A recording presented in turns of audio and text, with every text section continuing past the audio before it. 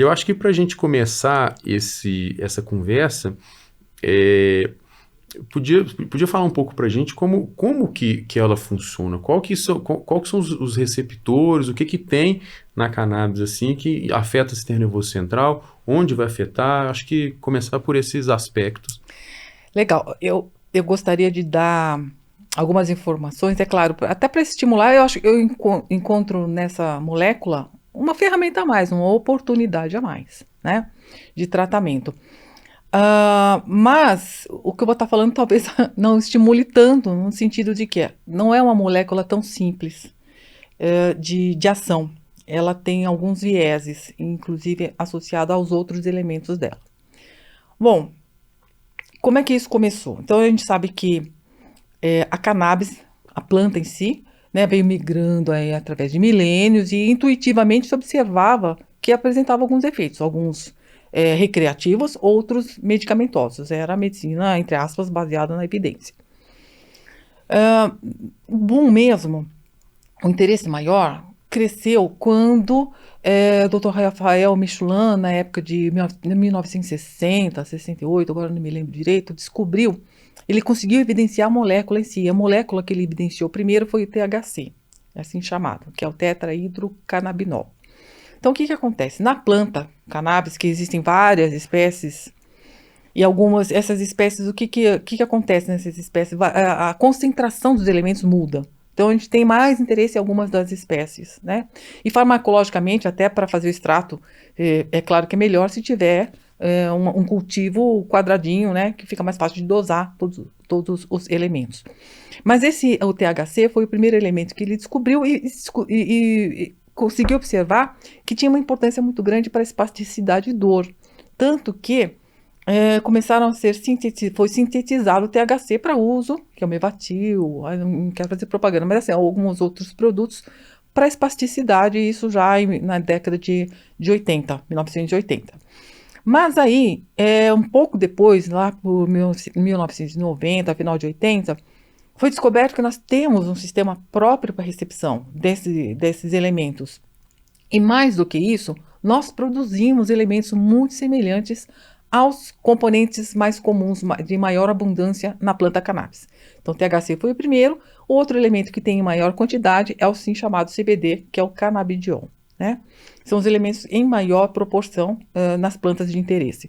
Então, descobriu-se que além desse sistema que nós temos, nós produzimos elementos de situação de ação muito semelhante, molecularmente também muito semelhante, só que são efêmeros. Como é que são esses elementos são produzidos? São produzidos sob demanda, isso que eu acho interessante. Ou seja, eles não estão circulando o tempo todo. Ou até estão, assim, estão porque a gente necessita para manter o equilíbrio. Então, qual é a importância do sistema endocannabinoide?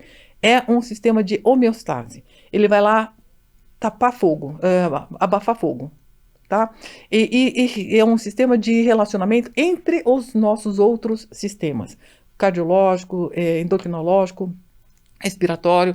Então, ele consegue fazer a homeostase de acordo com fatores agressores, lesionais ou não, crônicos ou agudos.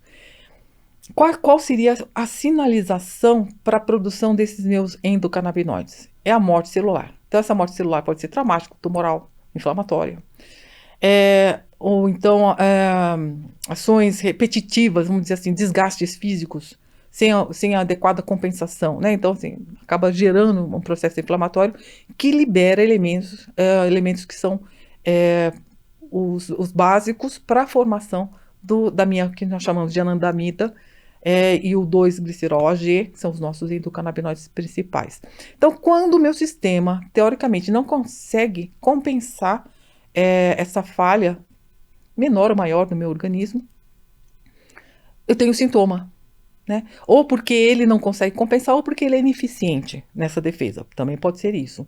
Existem algumas linhas que, em pesquisa, mostrando que algumas das doenças são manifestas porque o meu sistema não é suficientemente capaz, não é suficiente, ele tem um defeito, né? Vamos dizer assim, não tem capacidade produtiva básica e por isso a doença se manifesta, e não somente como compensador. né? Pode ser uma falha do sistema mesmo. Bom, qual que é o viés, qual que é a complicação dessas moléculas? A complicação está mais em relação ao canabidiol. O canabidiol, na verdade, todos os elementos são extratos da planta cannabis. Nós temos mais de 600 elementos. Cada dia se descobre um elementozinho mais na química aí.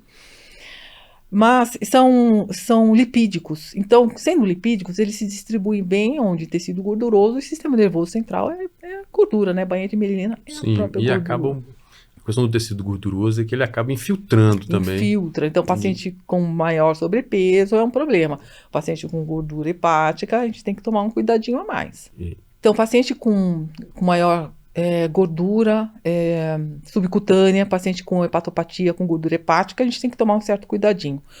Mas a curiosidade maior em relação à molécula do canabidiol é que ele se liga aos receptores, nós temos receptores específicos chamados CB1 e CB2, distribuídos por todo o meu organismo, claro que em concentrações diferentes, nos diferentes tecidos, o CB2 mais relacionados ao processo imunológico e aos sistemas relacionados a isso, CB1 muito abundante no geral, mas em sistema nervoso também.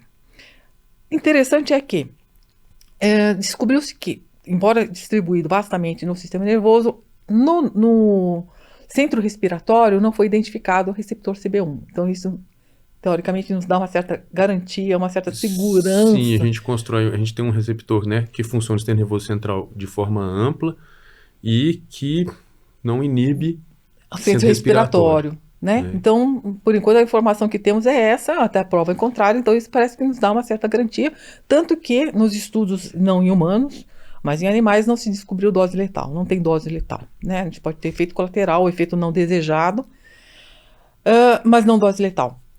Outra curiosidade é que o canabidiol, ele se liga a esses receptores específicos, mas ele é um antagonista receptor, ou seja, não é que ele exerce efeito antagônico dessa ligação, mas ele liga ao receptor e não deflagra a reação química esperada.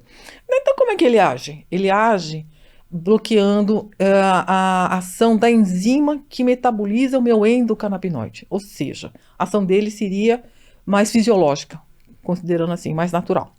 Então, isso é algo de interesse, mas, por outro lado, tem uma ação, digamos assim, mais suave, mais lenta, e talvez demore um pouco para ter efeito. Isso eu preciso saber ao prescrever ao paciente somente o canabidiol, de uma forma que nós chamamos isolada. Vamos falar daqui a pouco das concentrações, né? Enquanto que os outros elementos já se ligam diretamente aos receptores, exercendo as suas ações. Uma outra característica do canabidiol é que ele, dependendo da sua concentração, ele vai atuando, ele vai agregando diferentes receptores, outros que não específicos meus, do sistema endocannabinoide. Então, dependendo da dose, ele pode até ser um pouco mais ansiogênico. Normalmente, em doses muito baixas, ele acaba até criando uma certa irritação e uma certa ansiedade. E aí, conforme a gente vai ajustando a dose, isso é um problema, a gente não tem um padrão ainda, a gente não sabe como que cada um responde, a gente vai ter que ir tateando, é empírico mesmo. A gente vai vendo quais são as reações que esse indivíduo vai apresentando, e eu tenho que saber qual é a meta que eu quero atingir para aquele indivíduo. Dependendo da dose menor, dose maior, se eu quero pegar dor, se eu quero pegar ansiedade, se eu quero pegar sono. Então, quantidades diferentes para diferentes indicações. Esse é um fator assim que dificulta para o iniciante, vamos dizer assim, para quem tem pouca experiência, né? Vai ter que trabalhar assim. Sempre vai ser uma experiência para conhecer cada indivíduo. Mas à medida que você vai conhecendo melhor a medicação, você já consegue ver o perfil do indivíduo e você já consegue tatear um pouco melhor, de acordo com o peso e a altura dele. Sim.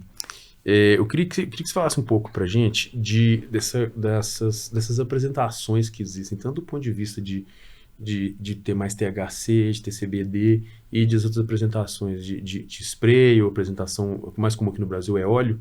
Né? Mais é óleo e assim, quando as indústrias, ainda existem, né? As indústrias chegaram, é que cada dia chega aí um novo produtor, né? A gente tem que ter cuidado com isso. Eu sempre indico buscar os padrões farmacológicos, né? Uma estrutura maior por trás. Encarece, mas eu acho que eles nos dão um pouco mais de segurança em termos de controle da extração, de controle de microbiológicos, de fatores, de elementos outros, né, desse cultivo aí, em relação comparativamente aos extratores artesanais, né? Mas, enfim, os de padrão farmacológico chegaram logo no início com cápsulas, poucos chegaram com comprimido, alguns chegaram de forma com gummies gomas, né? Gominhas. Mas a maioria veio com comprimidos e poucas apresentações na forma oleosa. E isso foi crescendo, esse interesse também pela necessidade das doenças aí, né? De outras alternativas, de maneira que começaram a apresentar. Então, antes vinha somente o CBD, como elemento único no frasco.